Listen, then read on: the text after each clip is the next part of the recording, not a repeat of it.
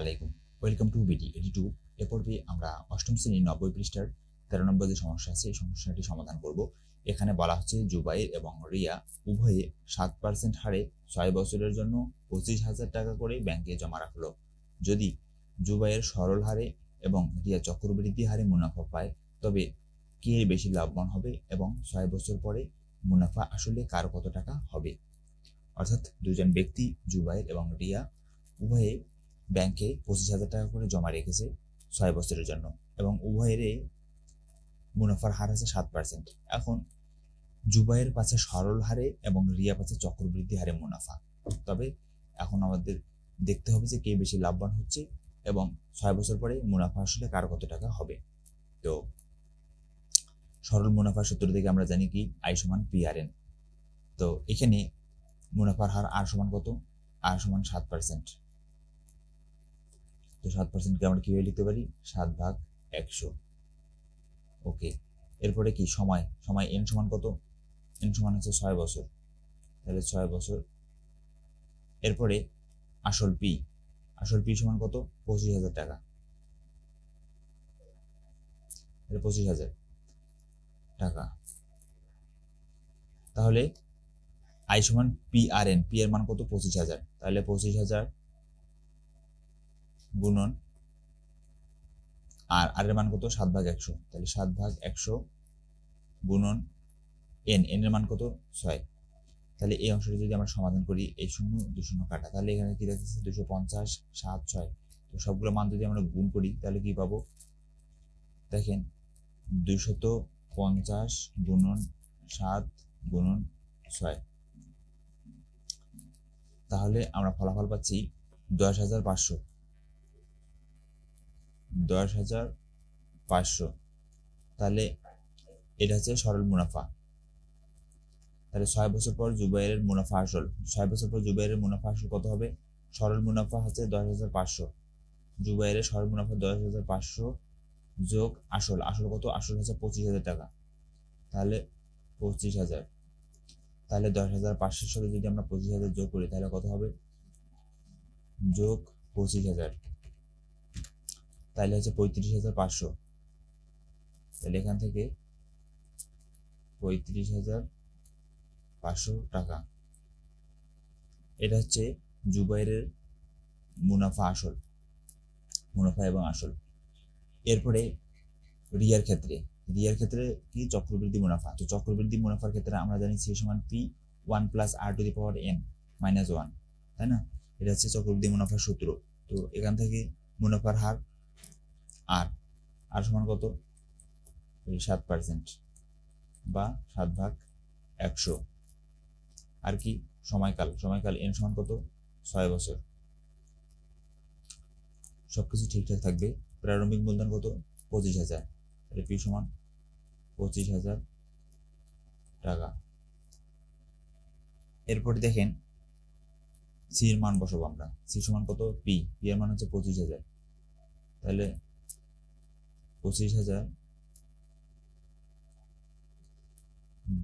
গুণন 1 যোগ আর এর মান কত? 7/100, তাহলে 7/100। তারপরে n এর মান কত? 6 - 1। তো দেখেন এখানে আমরা কি করব? 25,000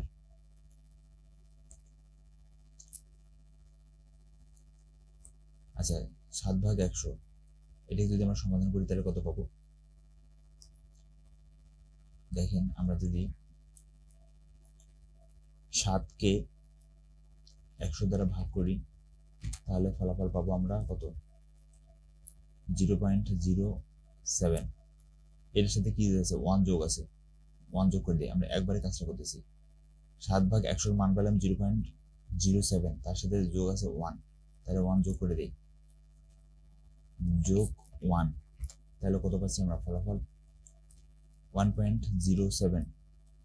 তাহলে এই যে এই অংশটার মান পেলাম আমরা 1.07, তার উপরে পাওয়ার আছে 6, তাহলে এটার উপরে পাওয়ার 6 করে দিই আমরা।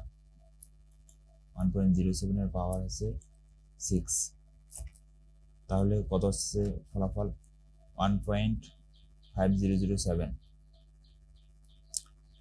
তাহলে আমরা লিখতে পারি যে 1.50 মাইনাস 1।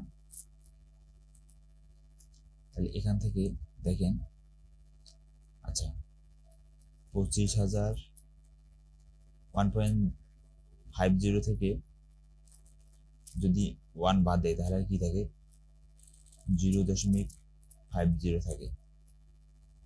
তাহলে 25,000 আর 0.50 গুণ করলে কত আসবে ফলাফল, 25,000 গুণন 0.50, তাহলে ফলাফল আসতেছে 12,500। তাহলে এখান থেকে ফলাফল আসতেছে 12,500। তাহলে চক্রবৃদ্ধি মুনাফা কত দাঁড়ালো, 12,500। দেখেন এখানে আসলে যেহেতু আমরা দশমিকের পরে অনেকগুলো ঘর বাদ দিয়েছি, এই ক্ষেত্রে আপনাদের সাথে আপনারা যদি সবগুলো মানিয়ে নেন তাহলে কিন্তু মানের একটু পরিবর্তন হতে পারে, অর্থাৎ 12,500 একটু প্লাস মাইনাস হতে পারে, বেশি হতে পারে, ঠিক আছে। তো এটা আসলে দশমিকের পর আমরা কয় ঘর নিচ্ছি সেটার উপর নির্ভর করতেছে। তো যদি কম বেশি হয় তাহলে ঘাবড়ানোর কোনো কিছু নেই, যেহেতু আমরা দশমিকের পর 2টা ঘর নিয়েছি এই জন্য 12,500 আসছে। যদি আরো বেশি নেই তাহলে কিন্তু আরো বেশি মান আসবে। তাহলে এটা আমাদের প্রায় লিখে দিতে পারি আমরা, যেহেতু দশমিকের পরে। তাহলে 12,500 টাকা। এখন রিয়ার 6 বছর পর রিয়ার চক্রবৃদ্ধি মুনাফা কত, চক্রবৃদ্ধি মুনাফা হলে দাঁড়ালো 12,500 যোগ আসল কত, আসল 25,000। তাহলে এই 12,500 আর 25,000 যোগ করলে কত আসতেছে ফলাফল, দেখেন 25,000 যোগ 12,500, তাহলে ফলাফল আসতেছে 37,500। 37,500 টাকা। তাহলে 6 বছর পর জুবাইরের মুনাফা আসল দাঁড়াচ্ছে 35,500 এবং রিয়ার মুনাফা আসল দাঁড়াচ্ছে 37,500। তাহলে আমরা বুঝতে পারতেছি যে আমাদের প্রথম প্রশ্ন ছিল যে তবে কে বেশি লাভবান হবে, তাহলে এখানে রিয়া বেশি লাভবান হবে। আমরা বলতে পারি যে অতএব রিয়া বেশি লাভবান হবে, এটা একটা প্রশ্ন উত্তর। আর দ্বিতীয় উত্তরটা হচ্ছে যে 6 বছর পরে মুনাফা আসলে কার কত টাকা হবে। তো এটা আমরা লিখতে পারি যে 6 বছর পর মুনাফা আসলে জুবাইরের 35,500 টাকা এবং 6 বছর পর মুনাফা আসলে রিয়ার 35,500 টাকা। এই হচ্ছে মুনাফা আসলে 6 বছর পর জুবাইর এবং রিয়ার টাকার পরিমাণ। তো এই ছিল আমাদের প্রদত্ত সমস্যাটির সমাধান। আশা করি আপনারা বুঝতে পেরেছেন। তো ধন্যবাদ সবাইকে।